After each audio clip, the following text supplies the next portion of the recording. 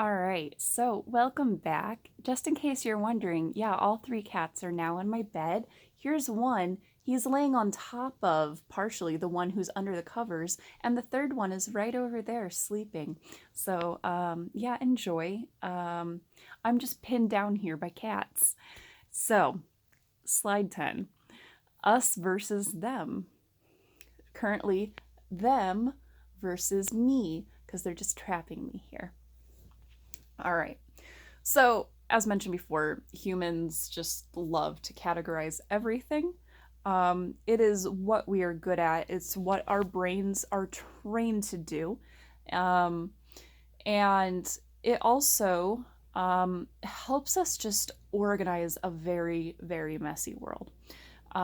So, when we are categorizing people, unfortunately, it actually helps us to navigate the world that has far more people and things and ideas than our brains have a capacity for. So, as mentioned, we can really only understand about 150 relationships in our life. And so, anything over that, we have to start forming these schemas. And we utilize schemas for everything.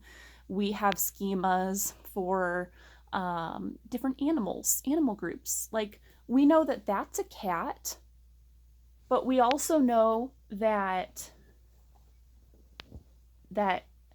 this is a cat. No, look at the camera. Look at the camera.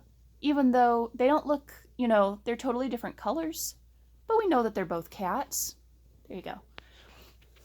Because we have a schema in mind of what makes a cat. He's really alarmed now. He's like, that was under there. And we have schemas for furniture. We have schemas for different places that we go to. And we have schemas for humans and the way in which we should interact with humans. We have schemas for social scripts and the ways that we speak and what's appropriate for different situations. And it's just how we categorize the world so that we can function within it efficiently. And so people are categorized by what's familiar and unfamiliar. We classify people by race, by gender, by ethnicity, by what they wear. I am completely aware that I am often categorized by what I wear. I know because I'm very often confused for other hijabis.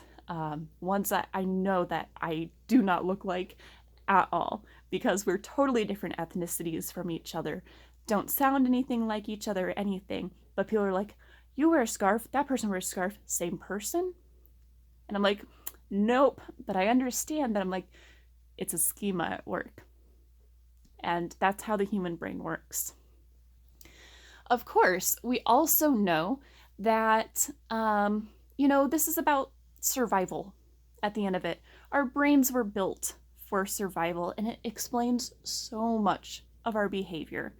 And also, when that behavior does not work appropriately for survival, we know that something is wrong.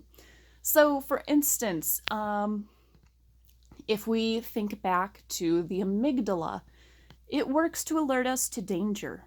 So it doesn't just activate when we feel fear because we're feeling it. It activates for a very good reason so that we can initiate behavior to address what is fearful. This is why patient SM, so the patient who is actually missing bilateral amygdala, has had so many different negative experiences in her life. She's been held up at gunpoint and robbed and assaulted because she has no feeling of fear, and she also doesn't learn from that experience of fear either. And so she's also not categorizing what's safe from what isn't safe in her life. And so these are basic cognitive functions that are adapted for survival. And the amygdala serves as a warning device, especially for things that are novel. We are meant to fear things that are new because we don't know if we can place it in the safe or unsafe category yet. And that's why it helps to direct our attention to potential dangers and prepare for flight or fight or flight responses.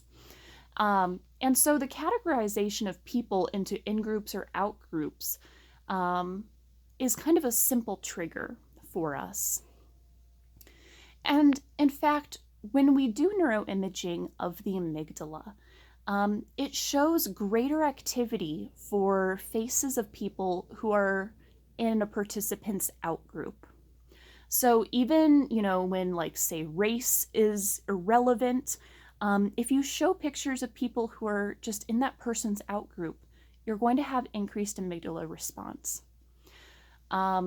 This, of course, leads to something that we're going to talk about a lot in the next few slides, which is implicit bias, or implicit association, which is what we find quite often with different, ethnicities fearing the outgroup. We especially see this in people who are white and heightened amygdala activity for, say, viewing African American faces, or slower response times during implicit bias tests. And these show kind of unconscious racial attitudes that are biased against people who are Black or different ethnicities, often of color. And even if kind of the explicit attitudes are unrelated, so the behaviors themselves that are outward may not be there at all, the implicit, so the inside traits and behaviors may still be there, showing a bias. And so, this quick sizing up of individuals comes from a place of evolutionary adaptation. But how useful is it in our modern world where we are all mixed together? And that's where we start to see some of these problems of prejudice and bias. And so, we can encourage people to perceive the faces of others with the goal of seeing how that person is a unique individual as opposed to part of a group. And we can actually see no increase in amygdala activity when we do this experiment. And so at this point in the human evolutionary perspective, we have some choices now in how we think about others, but we have to be made aware of it in order to change things at a neurological level and thus change behavior. So what I'm going to have you guys do next is on slide 11, I have the Robbers Cave experiment. And I've got a video for you all to watch based off of it. Go ahead and watch that video.